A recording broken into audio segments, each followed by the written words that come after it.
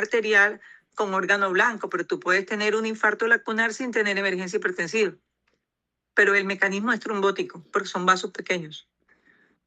Ah, ok. Es que como vi el esquema de la autorregulación, cuando se volvía, o sea, cuando aumentaba la presión, había como una constricción autorreguladora del vaso, por eso mismo me causó duda. Ese es el mecanismo que usa la presión para mejorar la circulación en esa zona. Ok. Pero la hipertensión continua va a producir daño en la pared del vaso y como los vasos pequeños, o sea, las perforantes, acuérdate que no tienen toda la pared, no, por decirlo así, no es completa, ¿no? O sea, son las que más sufren este fenómeno trombótico porque no tienen mucha elasticidad realmente. Ok. Bueno. Gracias, doctora. Esa era mi pregunta. Seguimos con estatus.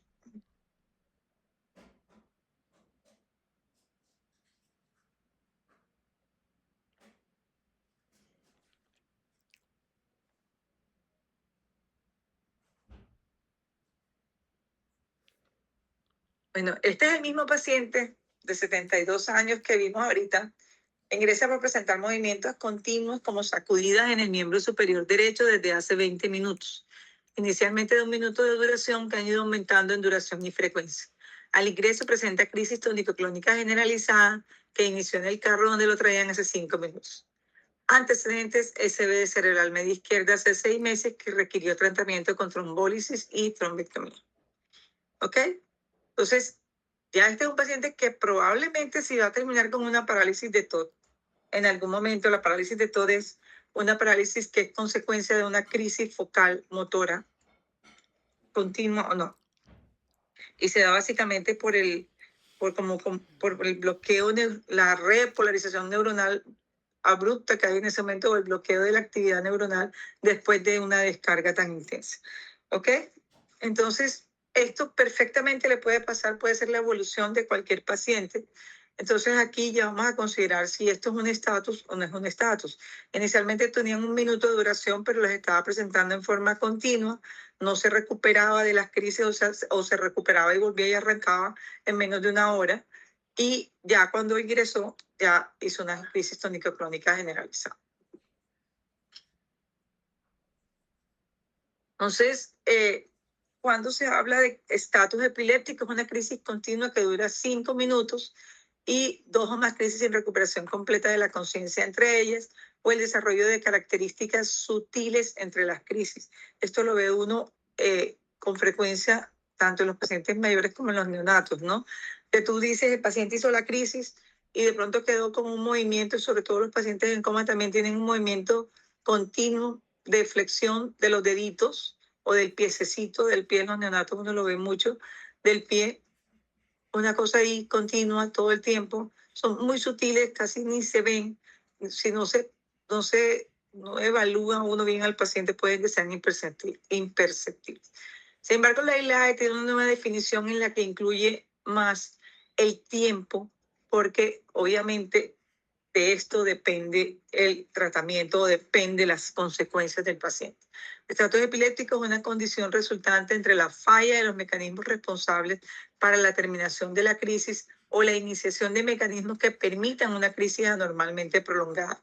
Después de un punto en el tiempo T1, ya vamos a ver eso, esto es una condición en la cual se puede tener consecuencias a largo plazo después de un tiempo T2, incluyendo la muerte neuronal, lesión neuronal, alteración del trabajo de la neurona dependiendo del tipo y duración de la crisis. Realmente es una definición del estatus como patología como tal, pero lo que yo tengo que tener claro es que cuándo le voy a dar tratamiento, cuándo primero voy a definir el estatus, cuándo voy a decidir que esto es un estatus y cuándo le voy a dar tratamiento. Realmente para mí este es mucho más práctica, o sea, porque es el paciente que tengo ahí en la urgencia, ¿ok? Es el 5% de todas las emergencias, excepto en Soledad, que todos los días llega uno.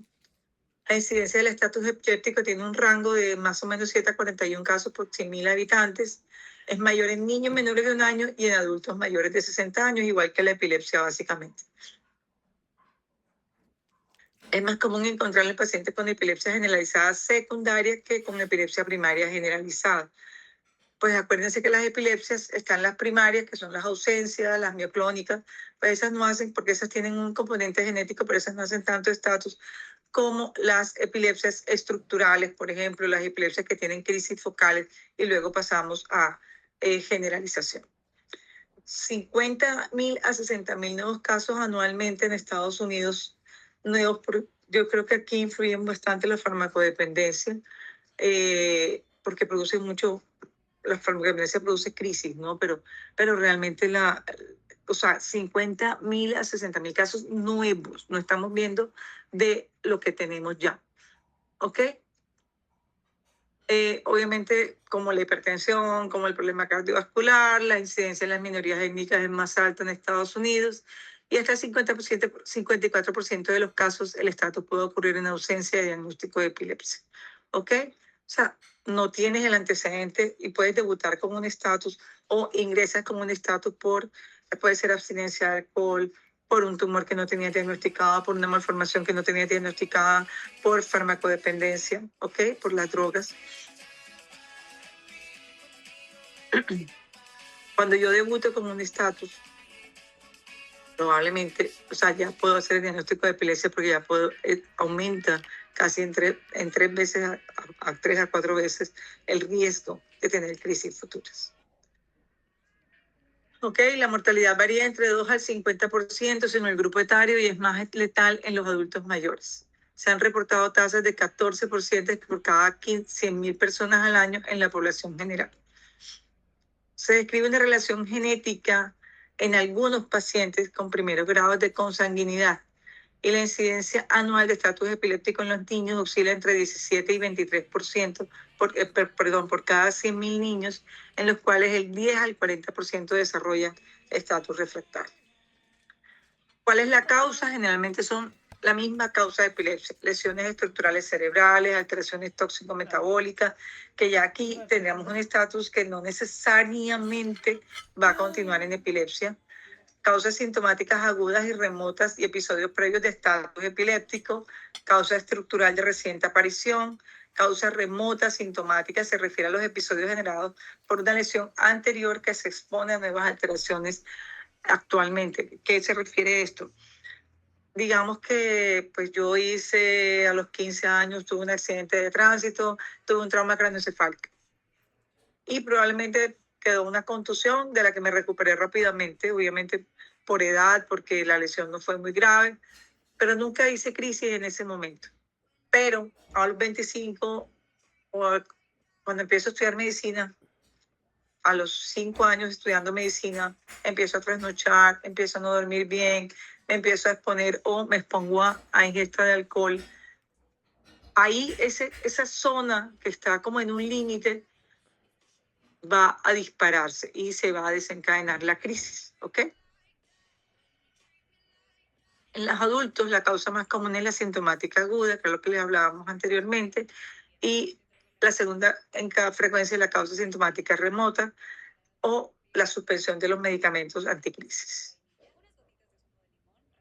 Lesiones estructurales, pues cualquiera: estrés isquémico, hemorrágico, bajos niveles de los anticrisis, el alcohol, el síndrome de abstinencia a cualquiera de los medicamentos, benzodiazepina, barbitúricos, baclofen, intoxicación por drogas, cocaína, isoniazida, imipenem, bupropión, la encefalopatia hipoxico-isquémica, la malignidad y las infecciones, el trauma craneoencefálico, las convulsiones febriles, las malformaciones congénitas cerebrales y las idiopáticas, de las que muchas veces no sabemos.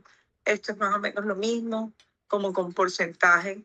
El stroke, el ACV, miren, o sea, puede producir hasta 22% de crisis, las anormalidades metabólicas 15%, las hemorragias mucho menos, lo mismo que las infecciones.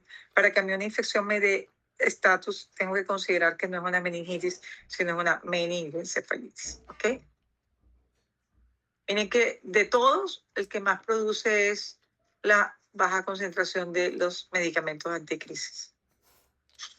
Bueno, hay cambios en la genética y la epigenética en los días y semanas después del estatus que se revelan como una disminución en la expresión de numerosos genes que contribuye al episodio a los eventos o al proceso de epileptogénesis. Estudios en ratones han demostrado que hay cambios epigenéticos, o sea, se va modificando la estructura de la neurona desde el punto de vista genético, con alteraciones en el genoma y en la metilación del ADN en las células del hipocampo. Y se cree que juega un papel en la epileptogénesis la alteración y la regulación del microARN, lo cual regula la expresión génica post-transcripcional. Las crisis convulsivas pueden llevar a hipertermia, hipotensión e hipoxia, que resultan en una lesión neuronal en el tálamo, hipocampo y neocórtex, ¿ok? En algunos estudios modelos animales se ha encontrado que durante el estatus epiléptico, algunos mecanismos que pueden contribuir a la muerte neuronal y la lesión de la neurona incluyen excitotoxicidad, necrosis, apoptosis y disfunción mitocondrial. Se considera que hay cambios maladaptativos que contribuyen a la transición de una crisis aislada al estatus y a la naturaleza, o sea, porque es que el cerebro tiene mecanismos en los cuales controla la crisis. Entonces, ¿qué es lo que está ocurriendo? Porque se mantiene el estatus, entonces quiere decir que hay una lesión en las neuronas que se supone que deben regular. Y a esto se refiere la definición de la ILAE, básicamente. Lo que ocurre es que hay primero una falla de los mecanismos endógenos para terminar la crisis y hay pérdida de los mecanismos inhibitorios endógenos y hay una excitación neuronal anormal. Entonces, fíjense que esto es el estadio 1, que ocurre en los primeros segundos. Hay una fosforilación de las proteínas, apertura y cierre de los canales iónicos y liberación de neurotransmisores. Segundos a minutos, que es el estadio 2, ya hay disminución del GABA y de las unidades gamma del GABA. Hay incremento de los receptores excitatorios NMDA y AMPA. En el estadio 3, que ya es minutos ahora, ya esto es un refractario, hay incremento de la sustancia P excitatoria y hay insuficiente reemplazo del neuropéptido inhibitorio gamma. Y ya cuando tenemos el suprarrefractario, que es días a semanas, hay cambios epigenéticos, hay cambios en la expresión del gen, hay metilación del DNA y hay regulación del microRNA. Entonces, pues, esto es más o menos lo mismo, o sea, lo que ocurre es modulación del receptor GABA-A que contribuye a la farmacoresistencia, o sea, las benzodiazepinas van a actuar en el GABA y hay cambios en la estructura del GABA, se modula ese receptor y hay una resistencia a las benzodiazepinas. Los cambios maladaptativos en los próximos minutos ahora incluyen alteraciones en la expresión de neuropéptidos excitatorios e inhibitorios, lo que se mantiene en el estado de hiperexcitabilidad. Hay incremento y disminución en la expresión de numerosos genes después del estatus, lo que contribuye al proceso de epileptogénesis. Y los cambios epigenéticos incluyen alteración de la amplitud del genoma en las células de metilación del DNA en el hipocampo. Hay alteración de la regulación del microRNA, que es el que regula la expresión génica post-transcripcional, lo que llega a jugar un rol en la epileptogénesis, obviamente porque se cambia como esta información. Como a las 3. No hay solo daño neuronal, sino muerte neuronal. Y se ha encontrado que los niveles séricos elevados de enolasa neuroespecífica, tanto después del estatus convulsivo como del no convulsivo. ¿Cómo se clasifica? Se clasifica igual que la crisis. O sea, ¿qué quiere decir? Que yo de cualquier tipo de crisis puedo presentar un estatus. Convulsivo generalizado, con evolución a bifocal, que evoluciona a bilateral, que inicio desconocido, mioclónicas con coma o sin coma, porque las mioclonías, ustedes pueden ver los pacientes que están en UCI, que están intubados, que están en coma, pueden presentar mioclonías, sobre todo las encefalopatías hipoxisquémicas. ¿Ok? Cualquier tipo de epilepsia me puede dar un estatus, versiva, oculoclónica, parietal, pues dependiendo de dónde esté el foco del paciente. ¿Ok? La etiología puede ser conocida, que esos son los sintomáticos o los secundarios o los estructurales, aguda, la enfermedad cerebrovascular o la encefalitis, remota, que es la postraumática o enfermedad cerebrovascular también, pues yo puedo tener como este señor que tuvo un infarto hace 6 meses o hace un año, si ustedes quieren, y ahora vino y presentó crisis focal. El estatus epiléptico en síndromes electroclínicos, que son los estatus, son los pacientes que muchas veces no se despiertan, están haciendo cosas muy sutiles que no nos quedan muy claras, Y pues cuando lo hacemos el electroencefalograma es cuando vemos que está en estatus. ¿Para qué sirve la correlación electroencefalográfica? Nos ayuda con la localización, el patrón del electroencefalograma es importante, la morfología de las ondas, el tiempo que nos ayuda a pensar en que en los sitios donde se trabaja esto como centros especializados en epilepsia, o sea, los pacientes están monitoreados como monitoreamos la presión, como monitoreamos la frecuencia cardíaca, tienen monitores puestos y hay un neurólogo de turno revisando los monitores todo el tiempo, monitores electroencefalográficos, para que pueda decir y avisar inmediatamente que este paciente entró en estatus eléctrico, ¿ok? Porque el estatus eléctrico te está diciendo si hay una descarga que yo tengo que tratar. Se me perdió la fecha otra vez. Te lo come. La modulación, el tiempo, la modulación inducida por estímulos y el efecto de la intervención. ¿Ok? O sea, yo doy el medicamento y tengo que mirar a ver si realmente hay cambios eléctricos. Pues en cualquier edad de la vida. Entonces, el estatus epiléptico generalizado convulsivo, pues obviamente es el más dramático, es el que más cambios hemodinámicos y metabólicos puede tener. Puede iniciar focal y evolucionar a bilateral, puede ser mioclónico y evolucionar a generalizado. Es el que más complicaciones puede tener desde el punto de vista del sistema, básicamente no solo cerebral, sino del sistema en general. El diagnóstico es clínico, el electroencefalograma casi nunca nos muestra nada, porque pues el paciente está en constante movimiento y no vamos a ver si nos contracturas musculares. Los patrones del electroencefalograma son crisis discretas con el enlentecimiento interictal, crisis con amplitud creciente y decreciente, acumulación y disminución de la frecuencia de los ritmos, actividad ictal continua, se llevó la descarga todo el tiempo, y actividad continua puntada por periodos planos de baja tensión y descargas periódicas. Pues esto es un estatus electroencefalográfico que probablemente es un paciente que está en estatus. Estas son las descargas, la punta y la onda, la punta y la onda. Ya, básicamente como ustedes conocen, la descarga de tercer semestre de la neurona. ¿Ok? Mioclónicos porque el paciente tiene crisis mioclónicas generalizadas continuas en salvas por largos periodos de tiempo. Son irregulares, usualmente bilaterales, pero no interfieren con el estado de conciencia. Obviamente ocurren más frecuentemente en la mioclónica juvenil, el síndrome de Dravet y la epilepsia mioclónica no progresiva de la infancia. Síndrome de Angelman. En las secundarias puede ser visto en el Lennox-Gastaut y puede ser sintomático en varias lesiones neurológicas. Este es un mioclónico, aquí no se ve, pero básicamente el trazado son 3 ciclos por segundo. O sea, de aquí a acá debe haber un segundo. Y más o menos esas son las descargas de las generalizadas. El focal son crisis focales repetitivas de diferentes características, dependiendo de la localización de la zona epileptogénica.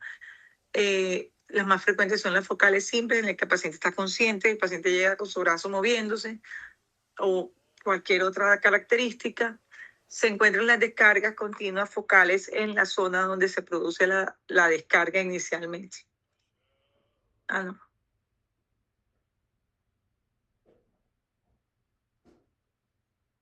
Etiología, cualquier lesión focal. Esto es a lo que yo me refiero, o sea, uno sencillamente...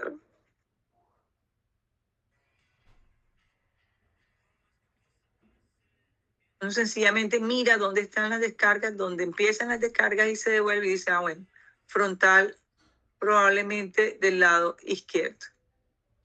¿Ok? Y fíjense que acá no hay cambios. Entonces, el estatus epiléptico no convulsivo es una actividad epiléptica intermitente, sin crisis y sin recuperación de la conciencia, sin crisis generalizada, perdón, entre los ataques y de hasta más o menos 10 minutos de duración. Hay diversos síndromes de diferentes respuestas realmente. Se clasifican de acuerdo al nivel de conciencia. y el electroencefalograma demuestra crisis no convulsivas en el 34% de los casos. Generalmente el paciente cuando está en coma, y sabemos que es por un compromiso neurológico, por ejemplo, yo debo montarle al paciente el video para poder hacer un monitoreo de ese paciente. 50-70% de los pacientes tienen historia de epilepsia, infecciones, encefalitis autoinmune. O sea, son pacientes que tienen algo a nivel estructural cerebral que tenemos que determinar si hay o no algún tipo de descarga en ese momento. Pueden presentar signos sutiles que ya lo habíamos hablado, de sacudida o desviación de la mirada. Y más del 90% también tienen crisis no convulsivas. O sea, tienen crisis convulsivas y crisis no convulsivas. Pues se producen las descargas periódicas que fueron las que le mostré ahora. Pero literal él está ahí, Que por son donde cogemos estas. para allá a la iglesia. Entonces, cuando hablamos de estatus epiléptico refractario, cuando fallan los tratamientos de primera línea y de segunda línea con benzodiazepinas y antiepilépticos, 40% de los estatus epilépticos se vuelven volver refractarios. Y cuando es suprarrefractario es cuando continúa por más de 24 horas. O sea, ¿qué quiere decir? Que realmente el estatus lo maneja el médico general en la urgencia, no el neurólogo. Entonces, sencillamente yo voy a colocar primera línea las benzodiazepinas, segunda línea los medicamentos antiepilépticos, y si ya no me responde a eso, tengo que hablar de refractariedad. Aquí no trabajo tanto como con tiempo, porque esto lo tengo que hacer muy rápidamente. Y el suprarrefractario es el que ya sí continúa por más de 24 horas. Aquí el paciente está en UCI. En el suprarrefractario fallan los mecanismos de autolimitación. Ahí es cuando hay cambio en la configuración del receptor, se reducen los receptores GABA, incrementan los glutamatérgicos, se reduce la actividad GABAérgica y hay disminución de la efectividad de los medicamentos GABAérgicos. En Suiza, un estudio de 9 años encontró que los 33% de los estatus epilépticos pasó a ser refractario y 4% a suprarrefractario. La etiología generalmente en los países desarrollados como nosotros son las infecciones y el trauma craneoencefálico. Y en países, yo no soy desarrollada, perdón. Déjalo. Yo soy subdesarrollada, yo estoy en desarrollo. En los desarrollados, infecciones y trauma craneoencefálico, y en los en desarrollo, que somos nosotros, SB y suspensión del tratamiento. Y esto es muy cultural y es mucho culpa de nosotros. Bueno, ¿qué es el NORS? Ya hablamos que el estatus epiléptico, acá,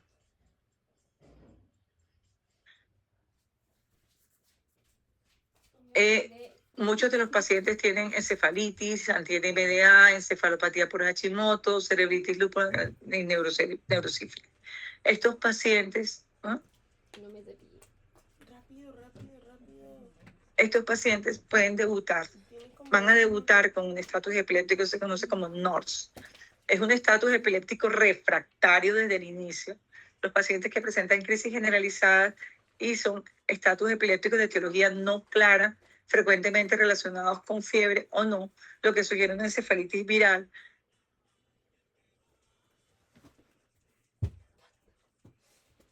El diagnóstico en las primeras horas requiere TAC, el electroencefalograma continuo, punción lumbar, hacer la serología, considerar, cuando un paciente debuta con un estatus epiléptico refractario, considerar las encefalitis.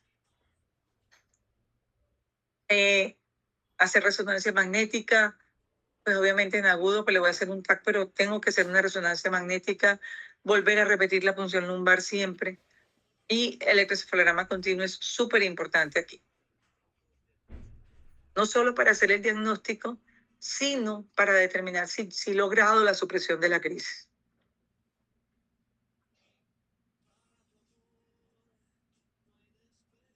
Objetivos del tratamiento: controlar la crisis, identificar la etiología y prevenir las futuras crisis. O sea, yo no puedo tratar un estatus, listo, ya le puse la benzodiazepina, porque lo más probable es que si yo no controlo la etiología, no controlo la causa, el paciente se va a disparar otra vez. Hay que hacer una buena historia clínica, un examen neurológico dentro de lo posible, lo más adecuado que se pueda. La glucometría es importante porque la hipoglicemia me puede dar un estatus que se vuelve refractario porque obviamente no va a responder a benzodiazepina, sino a que yo reponga la glucosa. Hacer el estudio metabólico rápidamente y el acceso endovenoso. Si yo considero que hay intoxicación, abstinencia de drogas, debo tratar eso. Lo mismo la hipo, la hiperglicemia, los estudios de imágenes, pues obviamente. y los estudios de punción lumbar o paneles de toxicología con niveles séricos de anticonvulsivantes dependiendo de lo que yo considere. Test para errores innatos del metabolismo, sobre todo cuando esto empieza en los niños, pues, de acuerdo a cada caso, establecer la vía aérea, electroencefalograma continuo si el paciente permanece confuso o empieza a repetir crisis, considerar tratamiento de primera línea, segunda línea y tercera línea para refractario y suprarrefractario. Tratamiento de primera línea, acuérdense que es abortivo, y el de segunda línea y tercera línea están instituidos para crisis de más de 5 minutos de duración que ocurren por más de 24 horas a pesar de la primera terapia. Estos son los tiempos de la ILAR. Tiempo 1, las tonicoclónicas, o sea, esto es lo que quiere decir esto, que yo tengo que trabajar en este tiempo, ¿ok? El tiempo 1 y el tiempo 2 es cuando ya el paciente no se me ha controlado, ya en 30 minutos yo puedo tener lesión, por supuesto. Focales con alteración de la conciencia, me da un poquito más de tiempo porque probablemente no voy a tener los cambios hemodinámicos que tengo en la tonicoclónica generalizada. Entonces me da 10 minutos en el tiempo 1 y más de 60 minutos en el tiempo 2. Las de ausencia pueden ser hasta 15 minutos, pero no sabemos en el tiempo 2 qué tanto, porque acuérdense que no solamente son las fallas hemodinámicas, sino también todos los cambios epigenéticos que se ocurren en la neurona si yo no la controlo rápidamente. Entonces, ¿cuáles son los medicamentos de primera línea? Esto inclusive es en la preurgencia, es cuando la AMI llega a la casa, cosa que eso no ocurre. Le damos midazolam intramuscular, podemos aplicar midazolam intramuscular o intranasal, lorazepam, que no lo tenemos nosotros para enterar acá en Colombia, y el clonazepam, que creo que tampoco lo hay ya para enterar. O el diazepam rectal en los niños, eso se le enseña mucho a los papás. Importante no trabajar con dosis subterapéuticas. A veces ponemos un poquito porque qué miedo, me va a hacer paro respiratorio, pero no estoy haciendo nada. Y lo que estoy haciendo es acumulando medicamentos porque voy a tener que ponerle la dosis adecuada. Entonces, el midazolam intramuscular o intranasal es tan efectivo como el lorazepam intravenoso. El clonazepam intravenoso es una gran alternativa. Yo aprendí, pues cuando yo estudiaba, trabajamos muchísimo el clonazepam endovenoso y la verdad es que es genial. Una opción es la fenitoína o la fosfenitoína. Nosotros no tenemos fosfenitoína, tenemos fenitoína ya otra vez.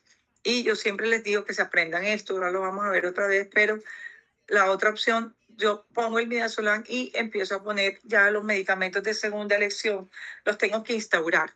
¿Por qué? ¿Qué ocurre? Que si yo pongo los benzodiazepinas, pues probablemente voy a yugular esa crisis, pero no tengo, cuando se acabe la vida media de la benzodiazepina, probablemente el paciente va a volver a descargar porque yo no he controlado la descarga completamente. Entonces, ahí tengo que instaurar el medicamento que yo creo que le va a servir a ese paciente, ya sea la fenitoína o el valproato o el levetiracetam. Uno de los tips es la fenitoína, es el más viejito de todos. Luego apareció el valproato y luego apareció el levetiracetam. Entonces van 20 miligramos de fenitoína en la dosis por kilo de peso. Se lo tienen que saber de memoria porque ustedes son los que van a manejar, a tratar el estatus en la urgencia, no el neurólogo. No van a tener un neurólogo 24 horas, 24/7 en una institución, por lo menos aquí en Colombia. El valproato ya 40, que fue el que se salió, y el levetiracetam, que fue el último que apareció, 60, o sea, 20, 40, 60, fenitoína, valproato, levetiracetam. Estos son los de segunda línea. Una de las cosas que siempre pues nos quejamos todos es que los protocolos no se siguen. Cada quien tiene su protocolo mental y realmente esto tiene que ser un protocolo estandarizado para las instituciones. ¿Ok? Segunda línea, lo que les hablaba, el ácido valproico, la fenitoína, el levetiracetam, la lacosamida, el brivaracetam, el perampanel, que no lo tenemos en Colombia. Están anunciando la venida hace 1000 años, ya como que no va a venir. Y deben ser administrados junto con la benzodiazepina. O sea, yo estoy montando yo estoy poniendo la benzodiazepina y tengo que ir montando cualquiera de los que yo crea que es con el que el paciente se va a quedar. Este es un estudio que evaluó equivalencias, o sea, resultados, y realmente no hay una gran diferencia entre el uso de levetiracetam, fenitoína y ácido valproico. Ay, o sea que yo puedo escoger cualquiera de estos de acuerdo a mi paciente. Fíjense que efectividad de 47%, 45%, 46%, son muy similares. La lacosamida en este estudio de TRENDS tuvo hasta 63% de efectividad contra una fenitoína de 50%, pero realmente lo que demostró era que no era inferior a la fenitoína. Estos son estudios comparativos generalmente.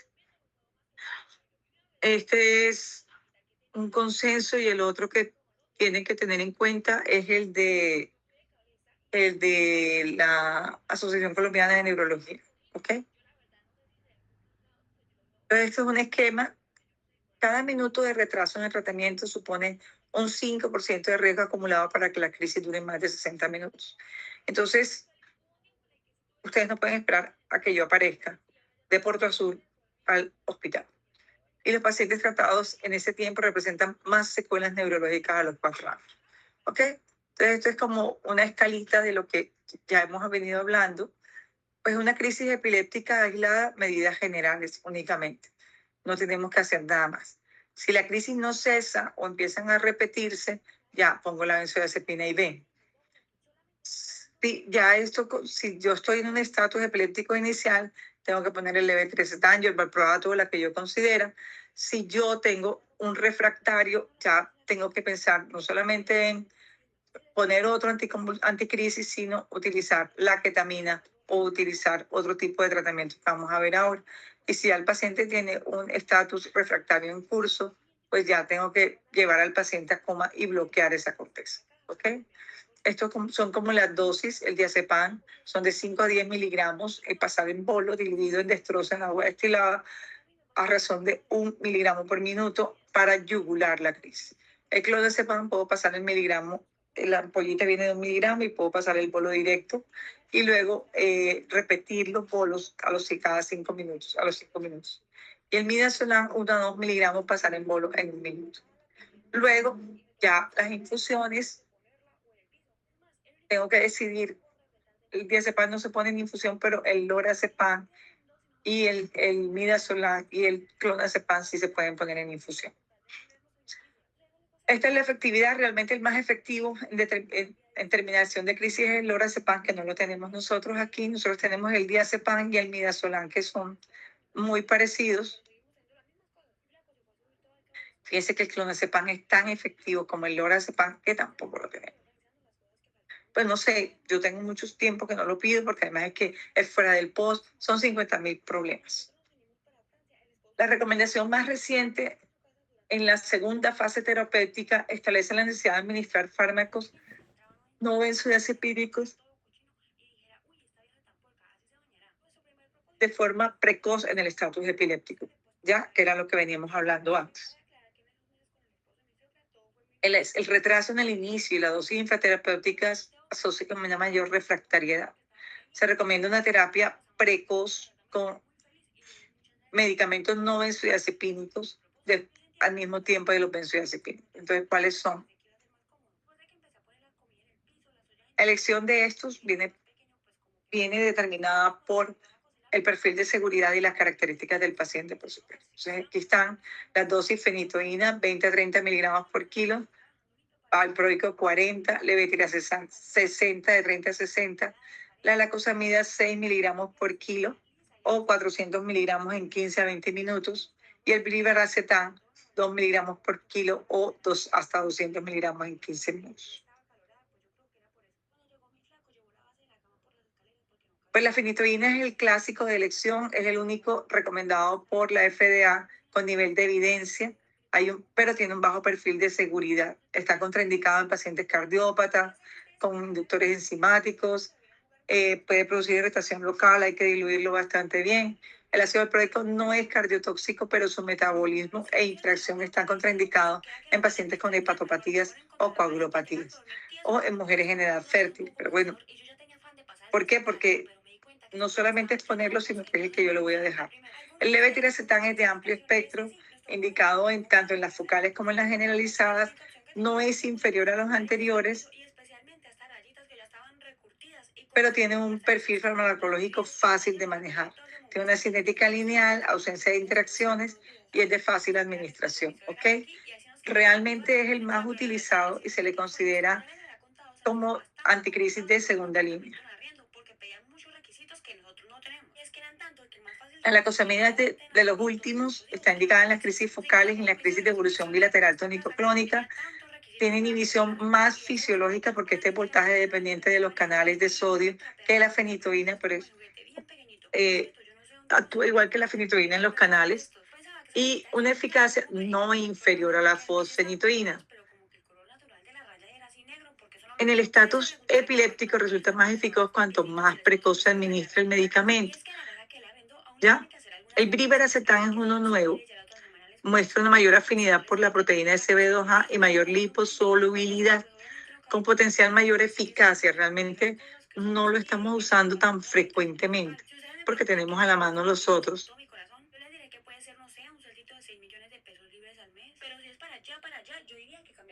Entonces, en el refractario y el suprarrefractario ya estamos hablando de infusión continua de anestésicos, barbituratos y benzodiazepinas.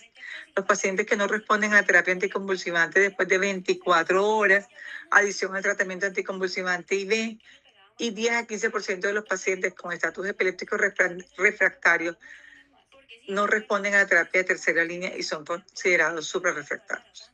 Entonces ya tenemos que poner los anestésicos intravenosos que deben ser titulados para lograr esto. Por eso el paciente tiene que estar montado en un electroencefalograma. Esto se llama estallido supresión y esto habla de bloqueo de la corteza. Cuando yo logro esto con el medicamento, quiere decir que está bloqueada la corteza. Quiere decir que probablemente el paciente no va a hacer más crisis, pero también quiere decir que si yo lo suelto del anestésico, va a volverse a disparar porque los anestésicos pues, realmente no son anticrisis. Los anestésicos son medicamentos para bloquear la corteza. Entonces yo tengo que poner simultáneamente, tengo que estar decidiendo y colocando cuál anticrisis le voy a poner a este paciente.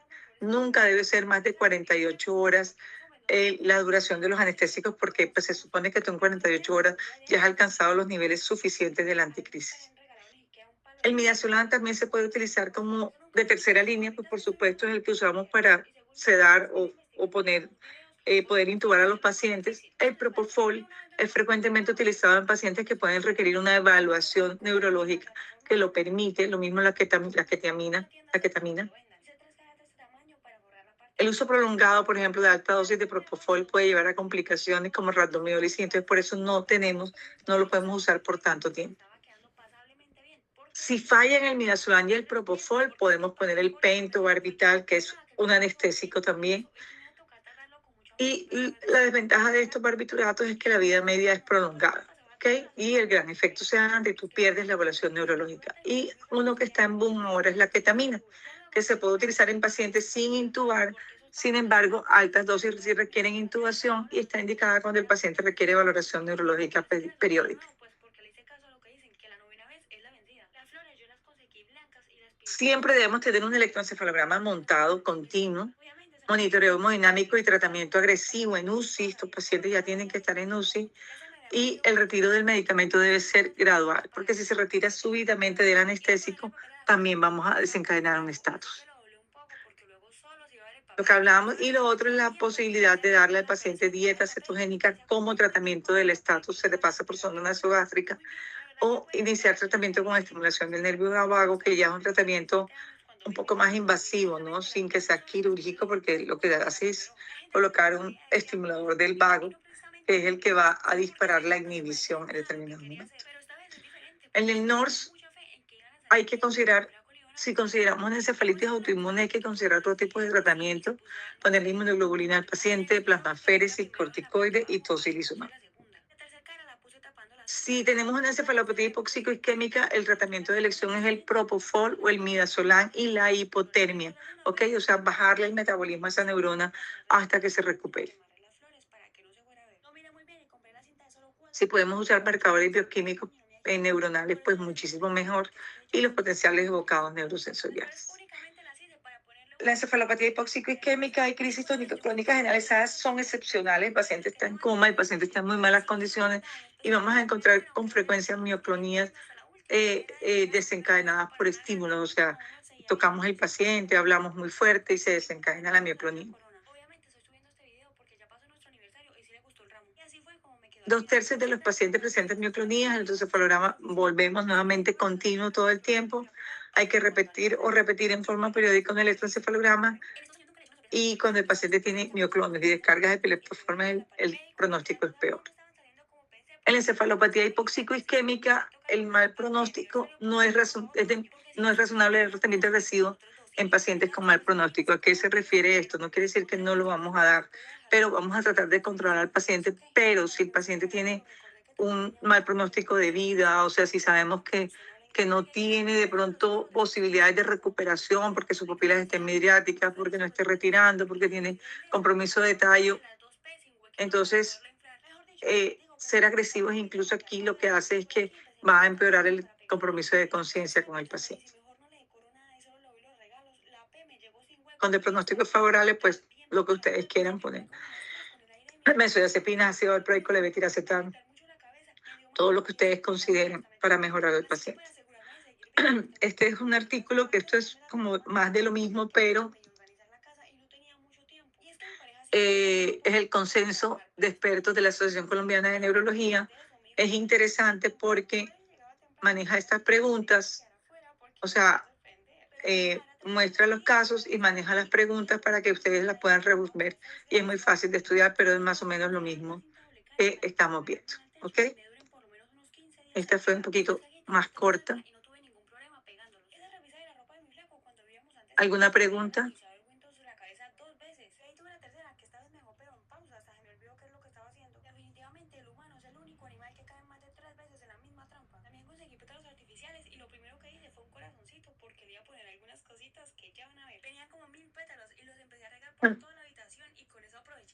Hola. ¿Alguna pregunta? No. Profe, Sí. usted dijo que cuando se da segunda línea, igual se tiene que... Háblame durito, no te oigo. Hola. Que usted dijo que Hola, cuando se da espérate, la déjame segunda subir mi línea... volumen. ¿Ah? Que dijo cuando se da la segunda línea, toca seguir dando el medicamento de primera igual. Que cuando sea la segunda línea, ¿qué? Toca seguir dando el medicamento de primera. No. O sea, bueno, sí. O sea, tú atiendes el estatus epiléptico e inmediatamente montas el de primera línea. Primera línea son las benzodiazepinas y montas el de segunda línea. Cuando ya tienes el refractario, pues das lo que quieras dar, el propofol, el anestésico, lo que tú consideres que se necesita, son mismos suprarrefractarios, pero tienes que colocar, ya sea por sonda nasogástrica, ya sea endovenoso, pues obviamente lo ideal es que sea endovenoso, el anticrisis que tú consideras que puede resolver el problema en el paciente. O sea, todos los pacientes están con el anestésico, pero tienen que tener montado el anticrisis, cualquiera. O si son varios, pues varios. Listo. Ok. Bueno, con José les mando como